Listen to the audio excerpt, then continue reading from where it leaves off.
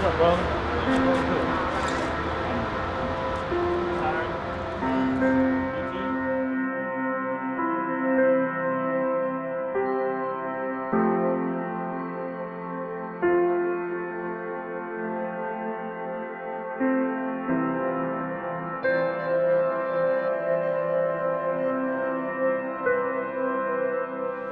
When the storm come, we originally was living in Burnham, Texas.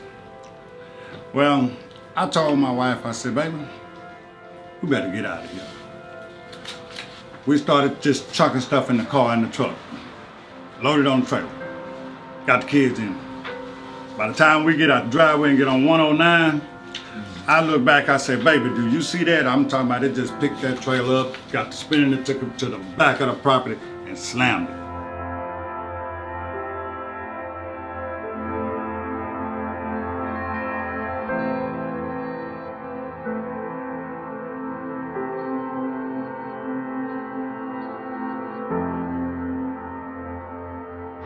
My wife and I slept right here on the front seat, holding each other in this truck.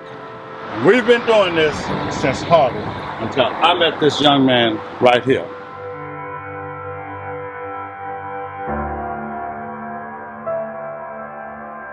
We get here to Houston.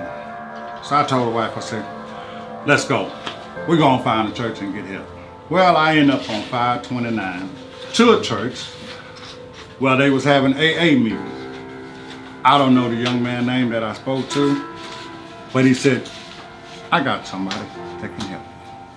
A friend who's part of DTS named Bobby, his brother texted me and said, hey, I got a guy here at this church where I'm doing my AA meeting who is saying he doesn't have any food. He needs food and I don't know what to do with him, but you guys, that's what you do, you help people. And so he put him on the phone. Turns out they were right by my house. So I told him, I said, his name is Iron. I said, Iron, go to the Chinese restaurant right down the street and I'll be there in 45 minutes, order you some food and we'll take care of it. So I walk in and I see this elderly gentleman and his wife, and I sat down with them and began to listen to their stories. So sure enough, this young man right here, Trey, stepped in. And when this young man come through the door, God walked in with him. I was being hard-headed. I was being disobedient because I was still trying to do things my way. You know, in situations like this, you don't know who you can trust is telling you the truth or not, but in my heart, I wanted to trust him and I wanted to believe him and I wanted to help him. And that's how it all began.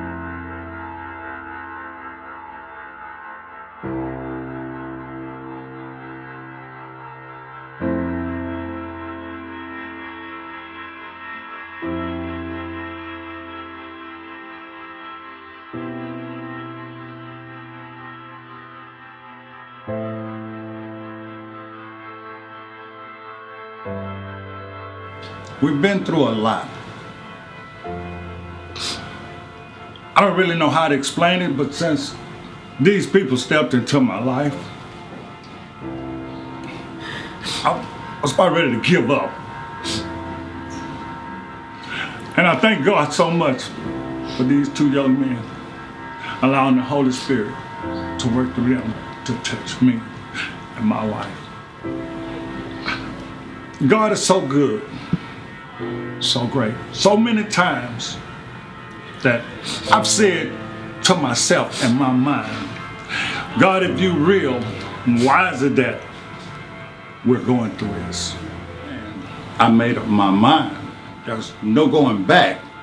There's no dwelling on the past. The only thing that I want to concentrate on and be committed is the Holy Spirit and to continue to do the right thing and serve God. Because God's been good to me. Even though when I lay down at night and I can't go to sleep, God still stood right there by me. Because I can't begin to thank them enough for standing behind me and my wife and the distance that God has allowed them to bring us today.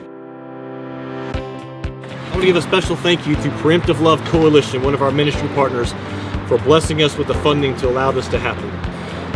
Without their support, we would have had a difficult time coming up with the funds to put a down payment on this trailer and be able to bless Iron and his wife Sheila with a place to live. So a special shout out to Preemptive Love Coalition. You guys are great partners, and we thank God for you every day.